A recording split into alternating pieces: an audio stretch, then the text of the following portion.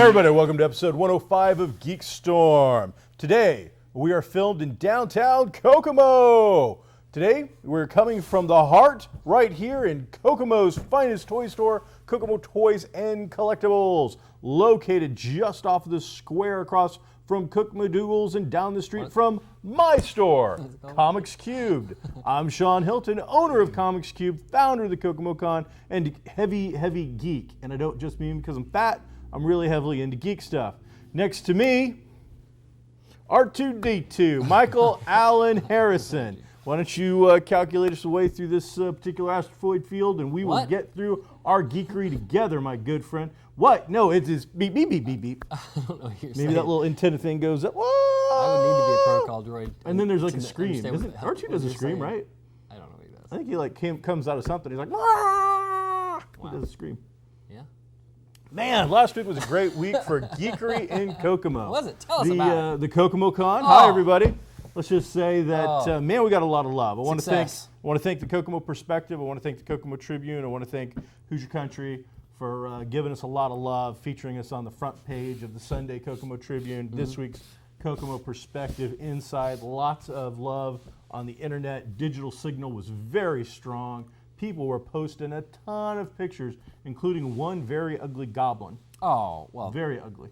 He is ugly. He is a vicious, evil criminal. He's a malcontent. He would like to take a pumpkin bomb and turn it sideways. Yeah, I'm not getting into it, but So yeah, we got a lot of love. One of our producers was there. April Thatcher was in costume, helping out with very, very successful Kokomo Con costume contest that we had several categories for. I believe I saw Matt Myers there for a while. I think Mike Dukes might have been there, but I don't remember. It was I did like the format this year, how you broke it up. I did like that. It was almost spread out a little too far, but I liked it a lot better than the one or two bigger contests. So. I think the only thing that was really spread out too far was the fact that if you'd won something previously, if you wanted to come back to try and win the bigger prize, that's at the end of the day. That's a gamble. And that's a toughie because you're forcing people who were in a contest at like noon to stay till 5 to possibly win money. Right. But on the aspect, or the way to look at it is you have a chance to win. That person who did win won $200. He did. So we're asking you to stick around for a couple of extra hours for a chance to win $200. So really, you have to make that decision. Is it worth the possibility of beating out 6 other people to win $200 in cash straight up? Here you go. It's nice. I think it was well worth it. I think it went well. I think it was a highlight of the show was the costume contest. Good, and we also had a very successful charity auction thanks to Mark Instrom. We raised a little over $1,100, featuring several amazing autographs and some great bidders and wonderful people. So things went really, really well. We've already scheduled the next one, KokomoCon 2016. What? Check for it October 15th. That's next year. October 15th. Already being planned. That's next year. We are trying to line up a bigger name guest for next year. This year we celebrated local. We're very happy to have done it, but we had a lot of people say, hey, we'd also now you did it. You gave some love, but now perhaps, somebody that is a bigger name. So we'll be fishing a little bit. We'll be throwing out some chum in the water, seeing if we can bring in the great white shark. So, yeah. Okay. That's what I was up to most of last week. That's why I missed last week's episode. You weren't here last week? No, I wasn't. Are you sure? I'm pretty sure. Pretty sure you were. No, I don't know. All right, you say so. I don't know. You say so. Well, the show wasn't very good, so that makes me think that maybe you were here. So, Mike, what have you been doing to keep yourself busy in the world of geekery and other fun stuff? I have done so much stuff. I don't know, nothing. Nothing? Got ready for the Kokomo Con, Okay. And, you had some amazing costume type stuff. Well, your picture was snapped a lot. You say. I mean, you wouldn't have won if you were in any of the contests, but you did really well. I don't know. So. I shouldn't have won, and I didn't win. I didn't enter. I don't like getting into that kind of stuff. But if I went into that costume contest, I think I should not have won, and here's the reason why. Why? The cool, unique thing about my costume was the glider. I don't think that's part of your costume. Like a lot, and we've talked about this a little bit, but how some of the big outlandish creature things aren't really costumes so much, to be in my mind anyway. They're more like construction projects, and just because it's big or outlandish doesn't mean it's a well done costume. Bigger doesn't necessarily mean better. Yes, the actual the engineering of the costume, the creativity of the costume, crafting a giant monstrous costume is cool. But one of the things about our costume contest at the Kokomo Con, and one of the categories, maybe we need to explain it more clearly to people, is also, it's not just the quality, there's a presentation category. Right. So your quality might be a 10, but then if you come out in the biggest, coolest dragon suit that is 10 foot tall, fully articulated, blows smoke and fire, and actually, you know, can hover, that's really cool. But then all you do is you come out on stage and you do that, and we're like, oh my God, you got a 10. But then like presentation. Right. My name is Fred, Right. and I built this in my barn. Yeah. It took 5,000 man hours That's a lot, and a Fred. lot of baling wire. And we're like, well, Fred's presentation just became a 1. Right. Whereas a guy who comes out in a mediocre costume Right. might have got a quality of 6, Right. and then a presentation of 8, Yeah. and then all of a sudden, The guy who won definitely did all three. Loki very, was amazing. All three very well. did you see his after Yes. costume? Yeah. So our winner this year was Loki, dressed in the Loki, you know, cool thing, staff, the whole night. From So Avengers. the contest ends, and then he goes and he gets in his civilian clothing, Right. which was the Loki suit that he wore in Germany. Right. So I was Right. like, even after the costume contest was over, Yeah. he was still staying in character. I believe his name is Brett. I can't remember. He is a boyfriend of one of the 501st members. Who they had a booth at your show. Stephanie. Yes, Steph's Yep. boyfriend. I I think believe they have that- the costume. They have a costume page together. I think. Well, they're excellent. She's and, excellent. She's a great costume. well, and now it appears that so is the boy man friend person. So good for them. That's enough about the Kokomo Con All and right. self-promotion, though. Alrighty. So let's get right into the biggest news of the week. no, what is it? Which has got to be legitimate for once. Oh, I don't The know. Walking Dead Okay. is Oh, probably boy. our walk away, even though I think that there was something in Flash that definitely got close. But There are a few things that make. This is one of those things where kind of the internet a little exploded a little bit, and like everybody wanted to talk about it. Everybody was either outraged or So- happy or whatever. this was episode 3. Sure. Thank You was the title. All right. It aired last Sunday, so a while ago. This isn't going to probably air until at least Monday. Oh, so yeah, we're way past after 4 the next days. episode. So Everybody knows. We're going to say spoiler to make it official. But I don't care. But quite frankly, if you're that far behind and you're watching us, Right. you should maybe not be watching us and catching up on The Walking Dead. Right. Just saying. Okay. So the biggest thing is we got more story, we got further along. So far, we started off with a horrible plan. Right. Then we followed up on basically a Morgan meets Carol kind of invasion story. Right. And now all of a sudden we're following 2 or 3 groups and some other really, again, some more bad decisions being made. Right. But the biggest thing was at the very end, we saw the probable death of Glenn, or at least That's what they you went to saw what looked like the death of fan favorite character Glenn, who has been in every single episode from the very first one. Very popular actor, very popular character, and then it appeared that he was literally ripped apart Yeah, well done. by zombies. Right, His right. guts and intestines, and Entrails. internal organs Uh-huh. brought forth from his body into the daylight Right. and eaten and munched upon Right. in a very dumb fashion. Guy he's with, who he hasn't trusted since the very beginning because the guy tried to kill him, Right. takes his own life, says thank you, which is the name of the That's episode, awful nice of him. kind of poignant, and blows You mean poignant? yeah, that's fine. All right. Uh-huh. Blows his brains out and then falls, causing Glenn to somehow also fall off of a trash can. Right. I don't know how Glenn's balance all of a sudden is so disturbed by somebody else shooting themselves, but until you and me are in that position, you blow your head off and say thank you, which I don't believe you would ever say. No. Well, I never blow my head off. Number one. Well, out of the two of us, it sure isn't going to be me. It's not gonna be me. I like me too much to do something love like that. me. Plus, you know, I would. No, that's not gonna It happen. goes to the side though, so this would be preserved. Your eyes might be damaged. I have to do some kind of comb over, what you think I should do. I don't To think you cover- do. Cover up the. I know you Cover up do. the bullet hole. All right, Should so wax in there. But either way, so at the end of this, then he falls into what looks to be a lot of zombies. I mean, Right. so many zombies that they are completely surrounded on both sides. All the zombies you can get on one An screen. aerial view shows nothing Sure. but zombies Right, everywhere right. and guts being torn out. Right. Now, he looks very, very dead. Right. However, fan theories have started popping up very, very quickly. Mm-hmm. Take us through some of the finer points of this particular death and why it may not be what we thought we saw with our very own eyes. Well, number one, Take it away, Mike. Just with the stuff that we saw on screen, we see Glenn and the other guy, dead guy, I can't think of his name. He goes down, and just at the end, the guy is turned and is on top of Glenn. Okay, so then you see a very, I'm sure, well-planned shot from overhead, close-up of Glenn with guts being pulled out and everything above him, but you don't see the other guy's head. So you don't. So at that moment, they want you to forget that the guy was down there with him because guts are being pulled out, and they want you to think that that's Glenn's guts. I don't think it is. I think a lot of people don't think it is. So then, that's in the show itself. So one, if you're following the actual program, Right. there's a cheat that they could have done, almost like an old serial movie at the very end of the episode, to get the main hero out of trouble. Right. Perhaps those weren't Glenn's guts being chewed upon. Right. The other guy. Right. And it was just literally On top of him. you fell Right. on top of me, Right. and then they frame it so that you see my face Right. and your guts being eaten. Right. But coming out in a manner that it's all over me and I look all freaked out and crazy. Right. Okay. Now, in reality, zombies, because there were, let's say, 100. Oh, there's a lot. They would all be, running to the trough, and they'd be chewing on Glenn's face too. They'd be, if there was something They to be don't chewed care on, about this. right? No, they don't. Not matter to them They at don't. all. They don't, not quite as tasty. So that's what would be happening. Okay, so that's in the show itself. Then you meta outside the show on the Talking Dead. They talked about it and didn't really. They didn't, in the in memoriam, they didn't show Glenn as being killed. They didn't. Oh, they didn't show him up on the screen after all the dead only people? in the other guy's death.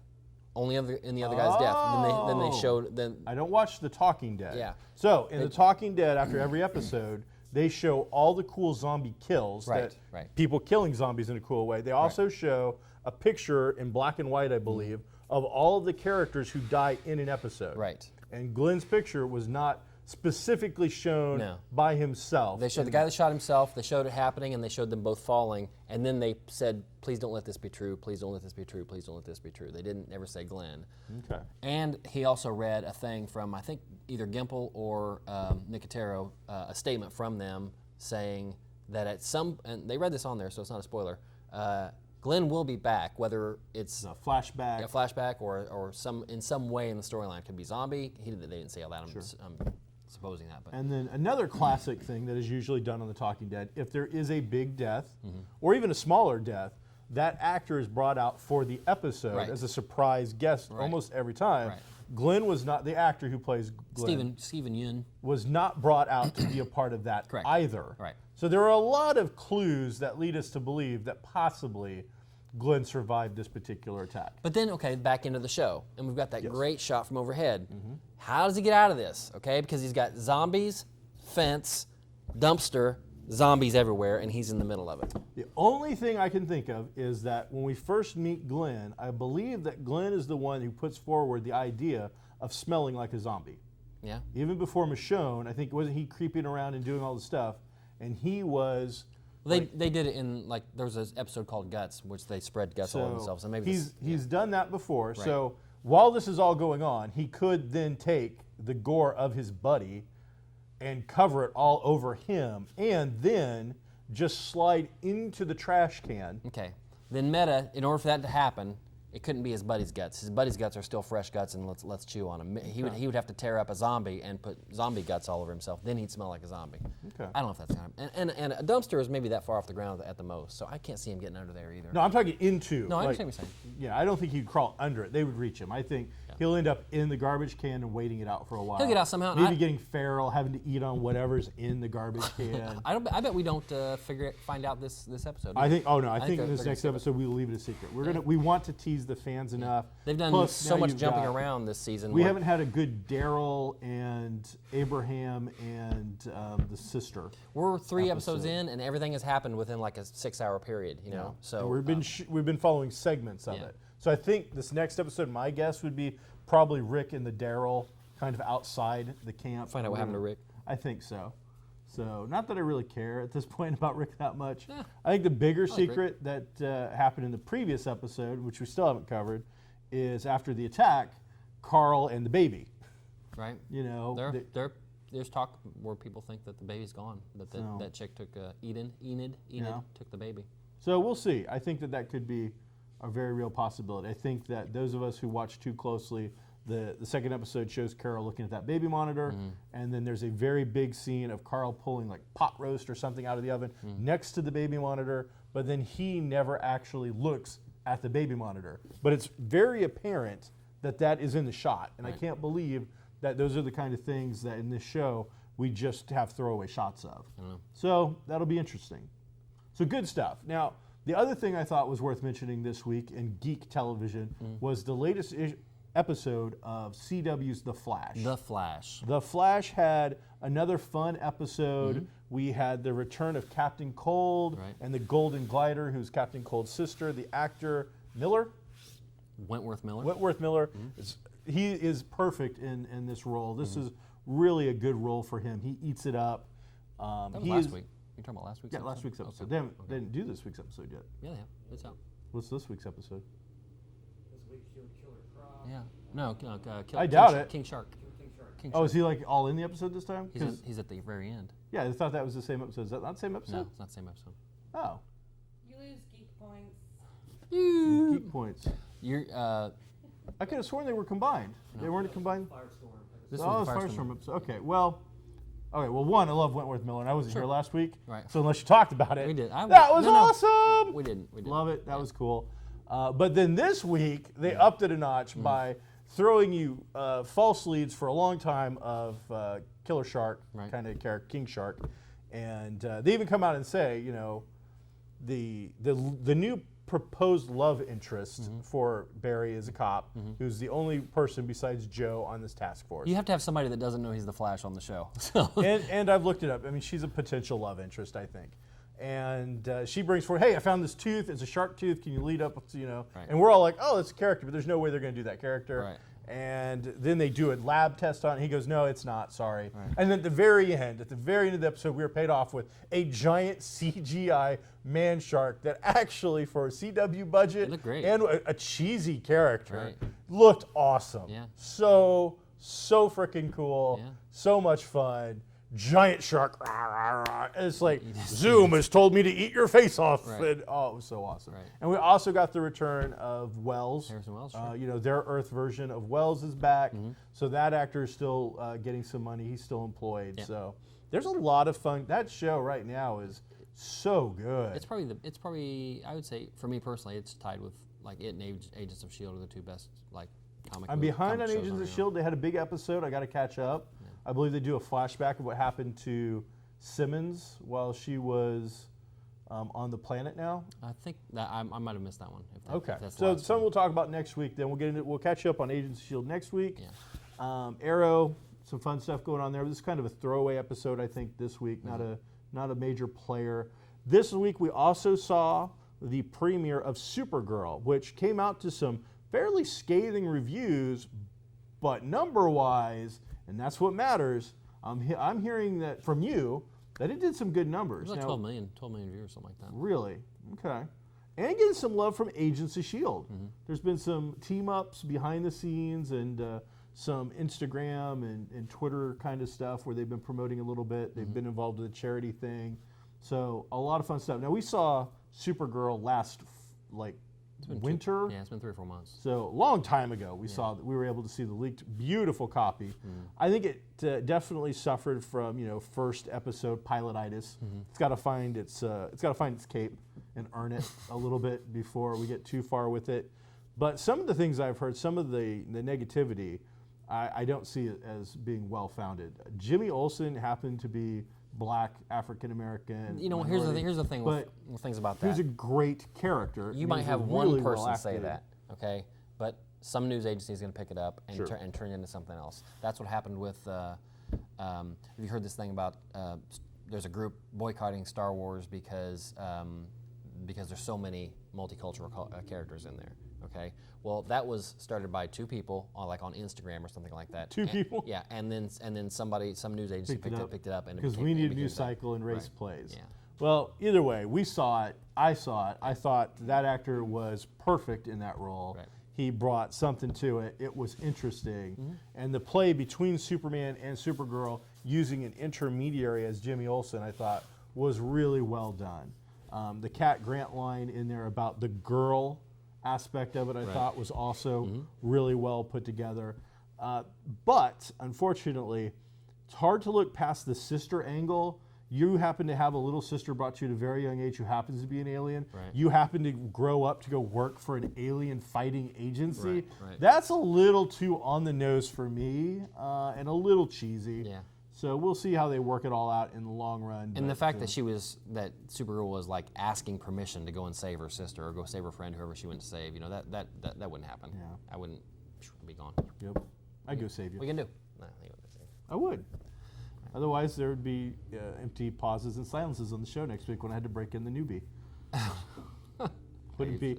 That's not how we want to do things. No, all right. Not at all. So, on the world of Star Wars, somebody saw a commercial recently that made them very happy. Yeah. And I believe that someone, that was you. Just this morning, Mike Dukes posted on the GeekStorm Facebook page. Which you need to follow because not only in 30 minutes we can't cover everything. Right. So our producers throughout the week on GeekStorm through Facebook put up all kinds of fun tidbits, trailers, information, and all that sort of thing. It was a Duracell commercial, and at the very beginning you see, I would say in the first 5 seconds I was like, this seems kind of cheesy, but they quickly became a high production value, well thought out, well planned out commercial. But it was, the kid puts some new Duracell batteries in his lightsaber and flicks it on, and then the kid's imagination kind of flicks on, and not only he no longer has a toy lightsaber, he has an actual pulsating real one. Stormtroopers in his in his hallway, and he's fighting them, and all the way downstairs, and then in his imagination or reality, I don't know, but his mom kind of plays along with it too, and says he's their only hope, and he goes outside to find his sister, who's has a couple force pushes on some stormtroopers. There's a full battle going on out there with vehicles, AT-ATs, and a complement of stormtroopers, and it's pretty cool commercial. And I was like, and the music, and I want to see it. Halloween, right around the corner. So we have been delighted as digital technology starts hitting some of the theaters and allowing us different events that we would never have got to see in the past without going to some kind of art studio or some other thing. So I was recently able to go to a double feature put on by the Fathom events, and I was able to see the original Universal Dracula on the big screen with beautiful sound, with my popcorn and my chocolate covered almonds or whatever, and a big Coke. Did you have chocolate covered almonds? I did. Wow. We did have to leave Kokomo, which I love to support local, but the Fathom events don't come here very often. Right. So we did go to another AMC, and we had to travel to Noblesville to see this particular film. Noblesville has a great theater. And it was a double feature.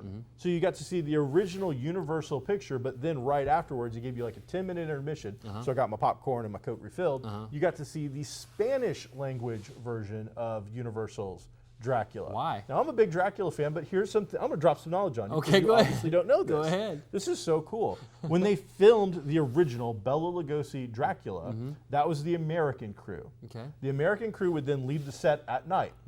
A Spanish language crew with a whole new director would come on the set and film the same movie over the night. With a Spanish With cast? a Spanish-speaking cast. Wow. So instead of Jonathan Harker, it's Juan Harker. Nice. Instead of Mina, it was Eva. But the exact same story. They have all different characters, or all different actors. So they subtitled what you saw? we saw the entire thing. But the Spanish language version was about 30 minutes longer. Oh. Now, all it really was longer characterization, some lingering shots. And it was funny because, one, the Fathom guy gives you some info and he drops it on you. And it was cool because the director of Universal's Dracula, who's, I don't honestly know his name off the top of my head. I'm sure you guys probably do. But he was a little angered. He was a little upset because the Spanish director got to be on set all day long, see all his takes, all his work, and then come in that night and improve upon everything that he did. That's cool. So many people think that the Spanish language version is actually a superior film. Wow. Just from some of the angles that he changed, some of the stuff he does. I will say, after seeing them both, the Bela Lugosi Dracula is far superior than the Spanish language Dracula. Their Dracula... Was he also called Dracula? Yes, he's Count Dracula from Transylvania. He smiled. Oh. And his smile, I think, was supposed to be creepy and leering, but the 1920s, 30s creepy and leering really just comes off as corny now. But and it was funny, the other thing they did was in the American version, they didn't use rats. So you actually had, like in the very opening scene where they show the crypt, they want something bigger. So they went with a possum, which to somebody who doesn't know about rats and isn't from the Midwest might look like a giant mutant rat. Right. They also had in Transylvania, and I didn't remember this until I saw it on the big screen. The other thing they didn't have, they had armadillos. Oh, okay. So we need armored rats. Right. What can we get? So there's armadillos. But in the Spanish version, there's a scene where Reinfeld is covered in actual rats, whereas in the American version, there were never. I don't remember seeing a single actual rat. So it was a real pleasure being able to get to see it on the big screen and see both of these things at the same time. And I'm usually a pretty knowledgeable geek, but I have to admit, I knew that there was a Spanish language edition, but I didn't know the history. I sure didn't know that it was filmed at the exact same time on the same sets. So yeah, it was. cool. It's worth checking out. And then last night I had several friends get a chance to go see John Carpenter's Halloween on the big screen. Right. So, and these events are taking place all over the place. I had the opportunity, but I was at a wedding to go see Bride of Frankenstein on the big screen. So, you know, if you get the opportunity to see some of these older films and you're into that sort of thing, I highly recommend it. It's so worth it. It's so much fun. I don't care if you own it on home video or Blu-ray. You know, it's 6 times crisper on my 4K Ultra. Well, it's not, you know, 30 feet by 20 feet or whatever. It's absolutely amazing and well worth checking out. So Cool. I like that quite a bit. We saw a movie. Last night. My girlfriend and I went to see Bridge of Spies. So you and Cassie? Casey. Was it Casey? Yeah. You had Damn dinner, it. You had dinner. You spent like 4 hours with her last night. I know. Yeah. I think when she hugged me, it ripped, you know, some stuff and Well, hurt you're not me. used to it.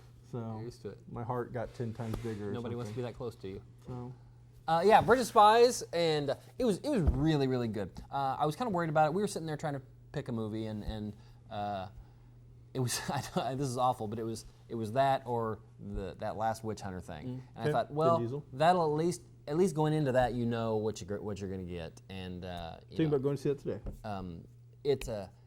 I'm so happy that we picked Bridge of Spies. It was 2 hours and 20 minutes, and that's the only thing that really kind of hedged it as far as maybe not wanting to go see it and knowing that it was going to be a little slower. But Tom Hanks was amazing as always, and it was a true story and very interesting. And I knew a little about the events that happened, but obviously not everything. And it was a movie, but almost educational, but very dramatic and very well acted. I think Hanks was probably the only actor that I recognized. So like a dramatic documentary almost? Almost, but he was great in it. And in a 2 hour and 20 minute movie, there were probably 3 spots where they really just kind of let him walk a little bit. Best actor?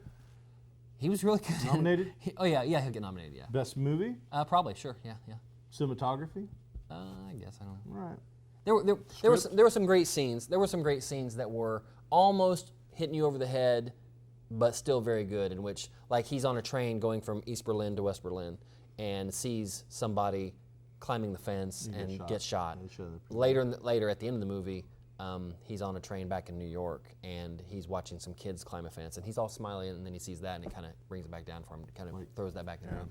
There's 2 or 3 scenes that are like that are very representative of something else that happened in the movie. So that's almost a little too much, but he was great, and here's the thing, he was playing an insurance lawyer, a lawyer. You could tell when he's fish out of water, out of his element, when he's in his office doing this, you can tell, and then you can see him sit down and be a lawyer, and he's lawyering somebody, and they're saying, well, ABC, and he's like, well, maybe C, but D, E, F. You know, he's very, he got into that role very well. Switched around a little bit. Yeah. All right. Very cool. So check out if you get a chance and you're into a dramatic historical flick. With I a love period piece. historical movies. I love ones where go they check say out Bridge of at least Spies. based on true events, but some that really make the effort to try to be as true as possible. I like those type of things. Last thing for this particular week, unfortunately, at least for me, a dramatic passing of a wonderful actress, Maureen O'Hara, famous for several John Wayne films, plus Sinbad, other amazing films, known as like the Queen of Technicolor, that name given to her by the gentleman who created Technicolor because she made his system look so good. Her fiery red hair, porcelain skin, just brought it all out. She passed away on Saturday, the same day as the Kokomo Con, at 95 years of age while listening to the Quiet Man soundtrack. So, Hollywood lost an absolutely amazing, stunning actress who was quite prevalent back in the day, and her passing will be sorely missed by myself. So, that is GeekStorm for this week. Next week, we're going to catch you up on Agents of S.H.I.E.L.D. We're going to tell you about all the flops that are going on at the theater right now. Holy cow. Martian in 4th week, number 1. A lot of TV Beat cancellations, out too. a lot of stuff. We're going to talk about what didn't make it through television. So check us out next week when we discuss all of those things and more here on GeekStorm at Kokomo Toys and Collectibles.